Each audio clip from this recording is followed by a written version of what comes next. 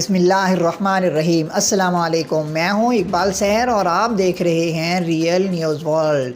ناظرین، اس وقت ہم آپ سے اہم ترین خبر شیئر کر رہے ہیں۔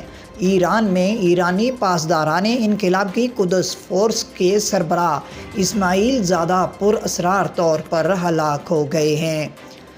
ایران کے انٹرنیشنل چینل نے اس بات کا انکشاف کیا ہے کہ گزشتہ پیر کو کرج میں ایرانی پاسداران انقلاب کی قدس فورس کے سربراہ اسماعیل زادہ پر اسرار طور پر ہلاک ہو گئے تھے۔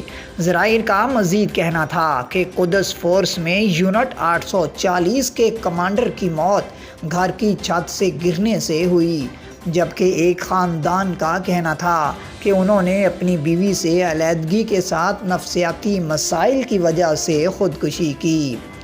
باخبر ذرائع نے اس بات کا بھی اشارہ دیا ہے کہ اسماعیل زادہ حال ہی میں فائرنگ سے ہلاک ہونے والے کرنل سیاد خدائی کے قریب سمجھے جاتے تھے۔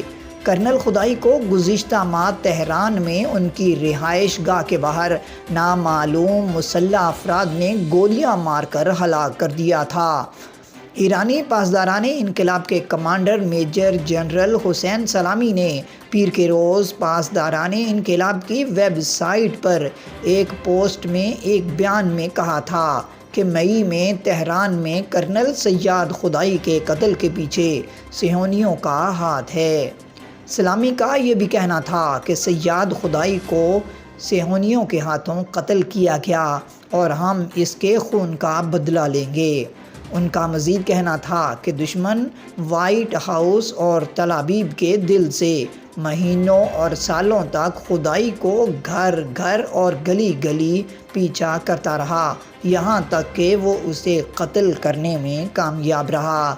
تہران کے قلم میں ایرانی پاسداران انقلاب کے کرنل خدائی کے قتل کے ایک ہفتے بعد اسرائیل نے اپنے شہریوں کو ایرانیوں کی طرف سے انتقامی کارروائیوں کے خوف سے ترکی کا سفر نہ کرنے کی سخت وارننگ جاری کی۔